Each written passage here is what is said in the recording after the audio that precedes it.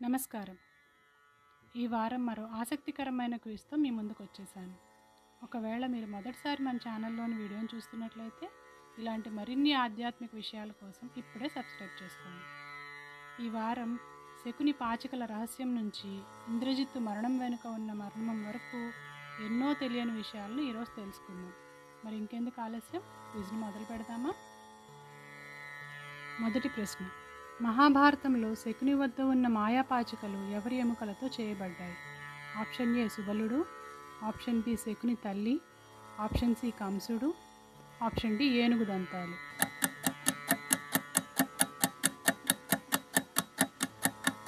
సరైన సమాధానం option A సుబలుడు. కురువంశంపై పగ తీర్చుకోవాలని శకుని తన తండ్రి అయిన సుబలుడిని కోరతాడు.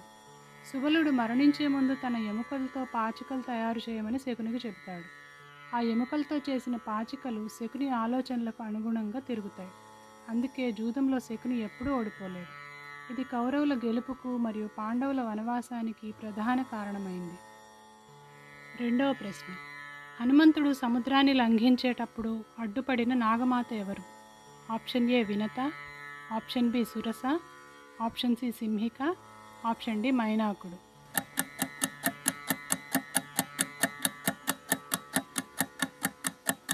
సరైన సమాధానం ఆప్షన్ బి సురస. హనుమంతుడు సముద్రాన్ని దాటుతున్నప్పుడు దేవతలు ఆయన సామర్థ్యాన్ని పరీక్షించాలనుకుంటారు. అప్పుడు నాగమాత అయిన సురస ఒక పెద్ద రాక్షసి రూపంలో హనుమంతుడిని అడ్డుకుంటుంది. హనుమంతుడు తన శరీరాన్ని పెంచుతూ చివరికి సూక్ష్మ రూపంలో ఆమె నోట్లోకి వెళ్ళి తిరిగి వస్తాడు. ఆయన తెలివితేటలకు మెచ్చిన సురస హనుమంతుడిని ఆశీర్వదించి పంపిస్తుంది. మూడవ ప్రశ్న: రామాయణంలో లక్ష్మణుడు ఇంద్రజిత్తును చంపడానికి ఏ అస్త్రాన్ని ప్రయోగించాడు?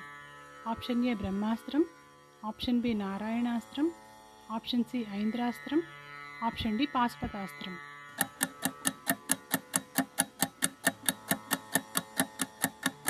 సరైన సమాధానం ఆప్షన్ సి ఐంద్రాస్త్రం. మహావీరుడైన ఇంద్రజిత్తును సామాన్య అస్త్రాలతో ఓడించడం సాధ్యం కాదని గ్రహించిన లక్ష్మణుడు చివరికి ఐంద్రాస్త్రాన్ని సంధిస్తాడు. రాముడు ధర్మబద్ధుడైతే, సత్యసంధుడైతే ఈ అస్త్రం ఇంద్రజిత్తును చంపాలి అని ప్రార్థించి ప్రయోగించగా అది ఇంద్రజిత్తు శిరస్సును ఖండిస్తుంది. నాలుగవ ప్రశ్న: మహాభారత యుద్ధంలో అర్జునుడి రథానికి ఉన్న ధ్వజంపై ఉన్నది ఎవరు? ఆప్షన్ ఏ గరుత్మంతుడు, ఆప్షన్ బి హనుమంతుడు, option C Nandi, option D సింహం.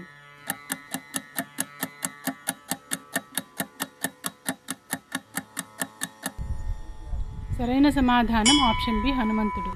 కురుక్షేత్ర యుద్ధంలో అర్జునుడి రథానికి సారథిగా కృష్ణ పరమాత్మ ఉంటే ఆ రథంపై ఉన్న జెండాపై సాక్షాత్తు హనుమంతుడు కొలువై ఉన్నాడు. భీముడికి ఇచ్చిన మాట ప్రకారం హనుమంతుడు అర్జునుడి రథంపై ఉండి తన భయంకరమైన గర్జనలతో శత్రువుల గుండెల్లో వణుకు పుట్టించేవాడు.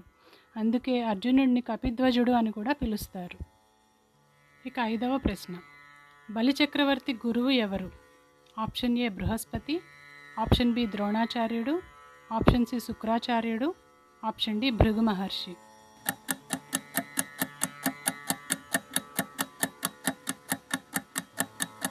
సరైన సమాధానం ఆప్షన్ సి శుక్రాచార్యుడు. రాక్షసరాజైన బలిచక్రవర్తికి గురువు సాక్షాత్తు శుక్రాచార్యుడు. వామనుడు వచ్చి 3 అడుగుల నేల అడిగినప్పుడు వచ్చినది విష్ణుమూర్తి అని గ్రహించిన శుక్రాచార్యుడు దానం ఇవ్వవద్దని బలిని హెచ్చరిస్తాడు. కానీ ఇచ్చిన మాట తప్పకూడదని బలిచక్రవర్తి తన గురువు మాటను కూడా కాదని దానం చేస్తాడు.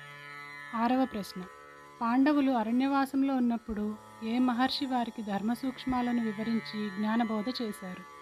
Option A Durvasa Maharshi, option B Markandeya Maharshi, option C Lomasa Maharshi, option D నారదుడు.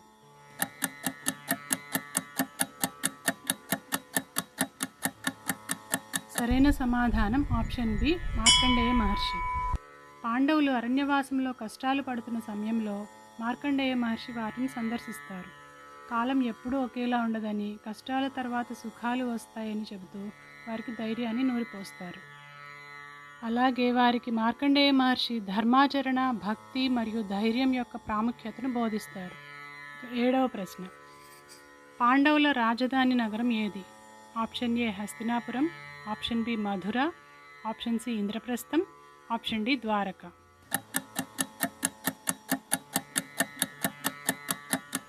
సరైన సమాధానం ఆప్షన్ సి ఇంద్రప్రస్థం.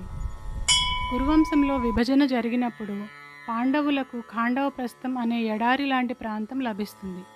శ్రీకృష్ణుడి సాయంతో మయుడు అనే శిల్పి ద్వారా పాండవులు అక్కడ ఇంద్రప్రస్థం అనే అత్యంత సుందరమైన నగరాన్ని నిర్మించుకుంటారు.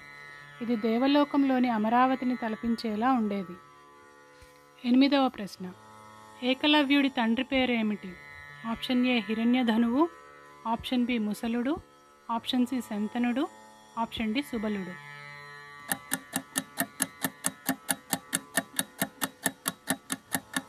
సరైన సమాధానం ఆప్షన్ ఏ హిరణ్యధనువు. మహాభారతంలో అద్భుతమైన విలుకాడుగా పేరుగాంచిన ఏకలవ్యుడు నిషాదరాజైన హిరణ్యధను కుమారుడు. హిరణ్యధనువు మగధ రాజ్యంలో సేనాధిపతిగా కూడా పనిచేశాడు. చాలామంది ఏకలవ్యుడు కేవలం బొటనవేలు సమర్పించడంతోనే అతని పాత్ర ముగిసిందని అనుకుంటారు. కానీ ఏకలవ్యుడు వేలు లేకపోయినా మిగిలిన వేళ్లతో విలువిద్యలో అద్భుతమైన పట్టు సాధించాడు. తర్వాతి కాలంలో అతను మగధరాజు జరాసంధుడికి మద్దతుగా నిలిచాడు. కృష్ణుడి నగరం ద్వారకపై జరాసంధుడు దండెత్తినప్పుడు ఏకలవ్యుడు యాదవ సైన్యానికి పెద్ద అడ్డంకిగా మారతాడు. ధర్మానికి వ్యతిరేకంగా ఉన్న పక్షాన పోరాడుతున్నందున శ్రీకృష్ణుడు స్వయంగా ఏకలవ్యుడిని సంహరిస్తాడు. 9వ ప్రశ్న. అర్జునుడు మరియు నాగకన్య ఉలూపిల కుమారుడి పేరు ఏమిటి?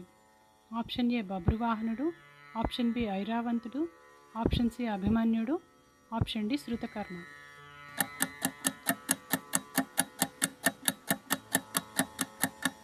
సరైన సమాధానం ఆప్షన్ బి ఐరావంతుడు. పాండవ మధ్యముడైన అర్జునుడు తీర్థయాత్రలు చేసే సమయంలో నాగలోకానికి వెళ్ళినప్పుడు నాగకన్య ఉలూపి ఆయనను ప్రేమిస్తుంది. వారిద్దరికీ జన్మించిన కుమారుడే ఐరావంతుడు. కురుక్షేత్ర యుద్ధంలో పాండవుల తరఫున పోరాడిన ఐరావంతుడు 8వ రోజు యుద్ధంలో శకుని సోదరులను హతమార్చి చివరకు అలంబస అనే రాక్షసుడి చేతిలో వీరమరణం పొందుతాడు. 10వ ప్రశ్న. శ్రీరాముని సోదరుడైన శత్రుఘ్నుడు ఏ రాక్షసుడిని సంహరించాడు? ఆప్షన్ ఏ ఖరుడు, ఆప్షన్ బి దూషణుడు, ఆప్షన్ సి లవణాసురుడు, ఆప్షన్ డి విరాధుడు.